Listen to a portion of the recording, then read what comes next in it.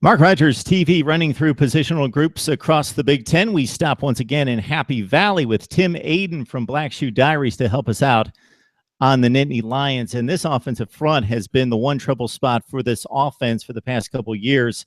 I know you know this better than I do, Tim. A couple of years ago, I remember that Central Florida opener in Ireland where just a couple days before the opener, wow, they're grabbing a couple of defensive linemen and throwing them up back on offense just to provide some kind of depth and stability there. So it's been rough.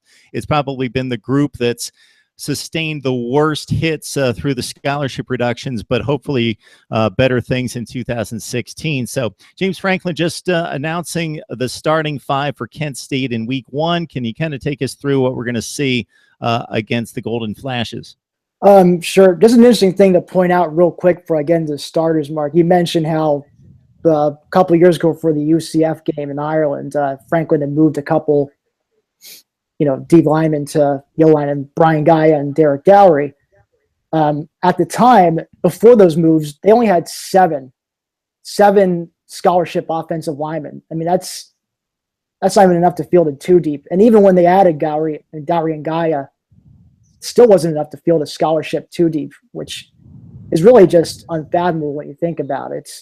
And it's really shouldn't be any surprise that the Lions struggled in 2014 and even last year. But I'm happy to say now they have 17 scholarship offensive linemen, which, you can field a three deep with that. But going back to what you said about the starters, yes, last night, while also naming Trace McSorley the starting quarterback, Franklin also named his current starting five for the offensive line in Brendan Mahan at the left tackle, Ryan Bates, a redshirt freshman playing left guard. Gaia's now the center after Angelo Mangiaro graduated last year. Dowry is starting at the right guard spot, and then Andrew Nelson, he experimented a bit at left tackle during his spring, but they moved him back to right tackle where he was playing last year. So overall, it seems like it should be a more solid line. Just, you got a few multi-year starters in there, Mahan, Gaia, Nelson. Bates was drawing rave reviews last year when he was redshirting, when playing on the scout team. And so it's great to see him earn a starting spot already.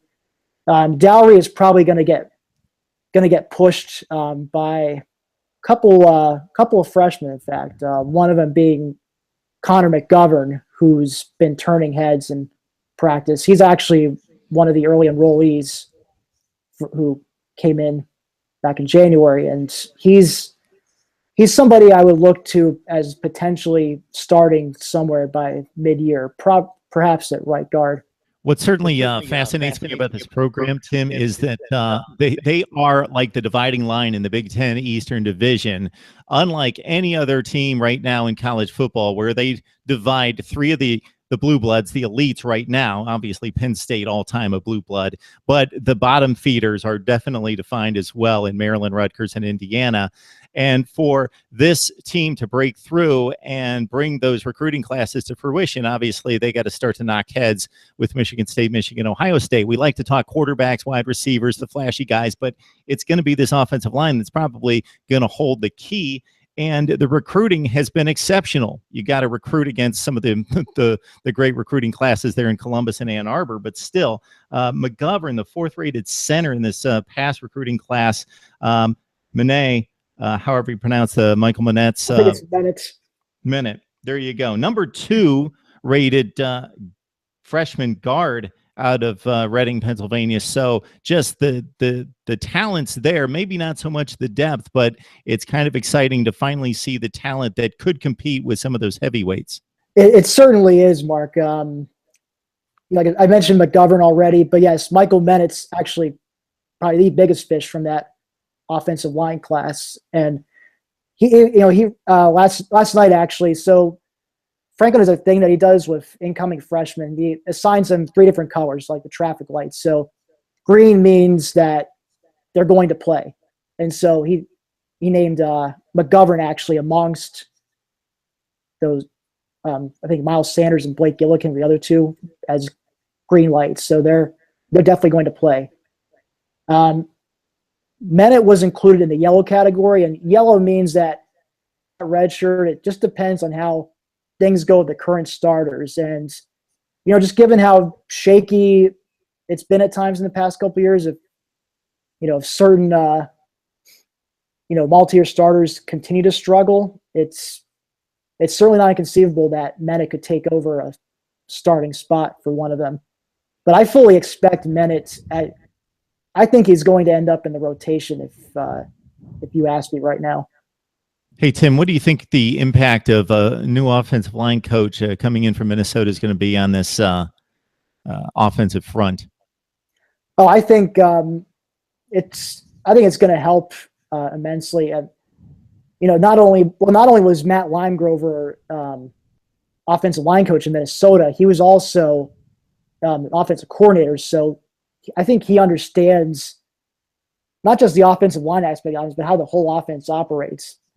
But yes, the fact that he was able to produce some solid offensive lines at Minnesota with talent that's probably not on the same level as Penn State's, sanctions notwithstanding, it's definitely a testament to his ability to coach. And with all due respect to the since departed Herb Hand, I do think Penn State's getting a big upgrade with Limegrover. And I should also add too, Mark, the offensive coordinator Joe Moorhead's scheme is designed to take pressure off the offensive line to hold their blocks for very long.